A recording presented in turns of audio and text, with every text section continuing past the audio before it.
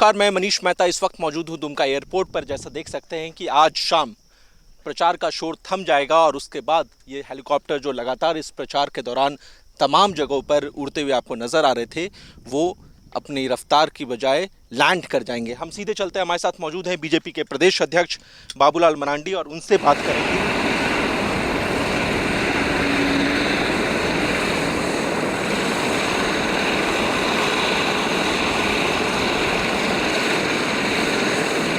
पूरे चुनाव का मूड क्या रहा है और कैसे ये चुनाव बीजेपी के लिए साख का विषय तो बना ही हुआ है, लेकिन संथाल परगना में क्या कुछ होने वाला है। सर, इसी दुमका एयरपोर्ट पर हमने देखा था कि प्रधानमंत्री नरेंद्र मोदी ने कई बड़ी बातें कहीं, विपक्षियों को घेरा, नोटों का पहाड़ से लेकर के लफ्ज़ियात तक का जिक्र किया। आज इसी एयरपोर्ट पर हमें क्या कहेंगे? देखो, मैं साफ साफ बता रहा हूँ कि भाई आज इस प्रदेश के जो हालात है और ख़ास करके संथाल परगने की, तो संथाल परगने में पहले भी भारतीय जनता पार्टी सीटें जीती हुई है। 2 सीटें हम जीते थे, 1 सीट कुछ वोटों से हम पीछे रहे हैं। और इस बार मैं कह सकता हूं कि भारतीय जनता पार्टी संथाल परगने के तीनों लोकसभा सीट हम जीत रहे हैं। और उसका कारण बड़ा साफ है। एक तो इस क्षेत्र की जो जनता है, देश के प्रधानमंत्री नरेंद्र मोदी जी का जो गरीब कल्याण योजना है, वो गरीबों के दिल को वो छूता है, गरीबों के यहाँ तक पहुँचा है।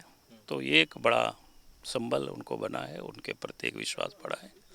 फिर देश के प्रधानमंत्री नरेंद्र मोदी जी ने जो विकास का काम बीजेपी की सरकार ने जो किया, चाहे गाँव तक सड़क बनाना हो, घरों तक बिजली पहुँचाना हो, प्रधानमंत्री आवास हो, गैस कनेक्शन हो, बीमार होने पर इलाज की सुविधा हो, ऐसे जो काम है जिससे आम जनता जुड़ी हुई है। अब देश के प्रधानमंत्री के प्रति लोगों की जो आस्था बढ़ी है।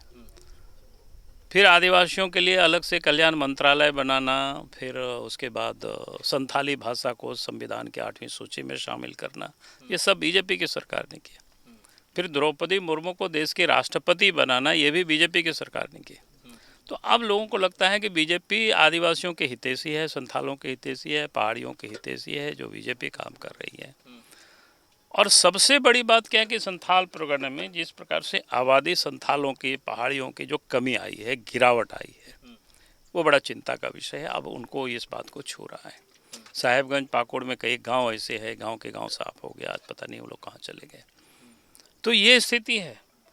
और वहीं दूसरी तरफ देखेंगे, 10 वर्षों के अंतराल में जो सेंसस होता है, जनगणना होता है, तो अगर आप 1951 से 2011 तक की देखें आंकड़ा, ये भारत सरकार का अधिकृत आंकड़ा है, कोई हम लोगों के आंकड़ा नहीं है।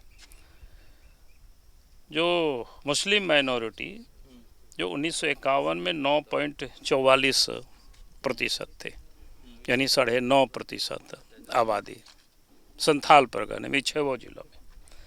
वहीं 2011 आते आते 22.73 हो गया, और अब ये 23 में तो और ऊपर चला गया होगा इनके।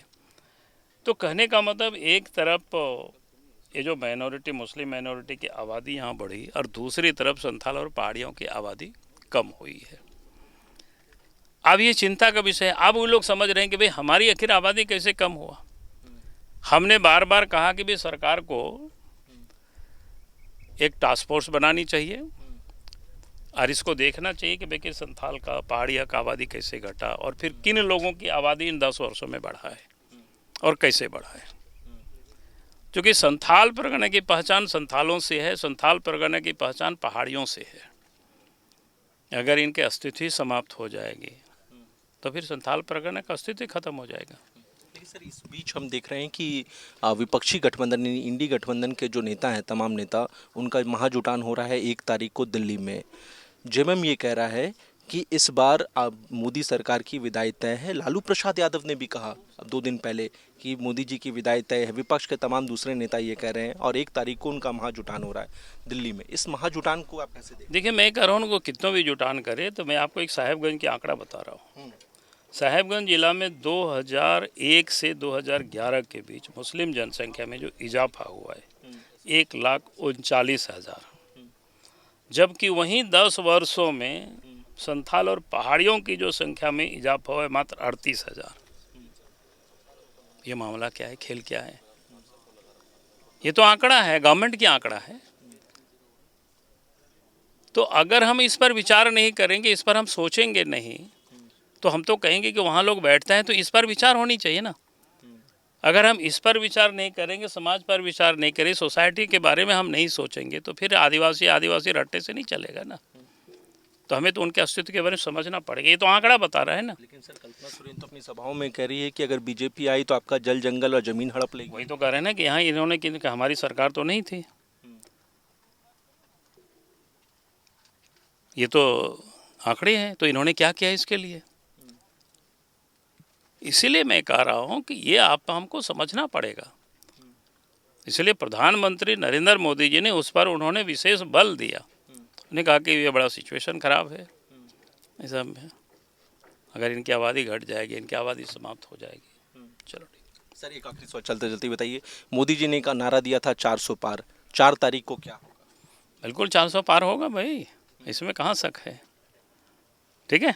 ठीक है, तो बिल्कुल आप बाबूलाल मरांडी जो कि बीजेपी के प्रदेश अध्यक्ष है वो कॉन्फिडेंट है, वो दावा कर रहे हैं कि 4 जून को जो नारा दिया गया था 400 पार का, वो आंकड़ों में भी दिखेगा। अपने सहयोगी सुशील तिर्की के साथ मनीष मेहता, दुमका, 99 न्यूज़।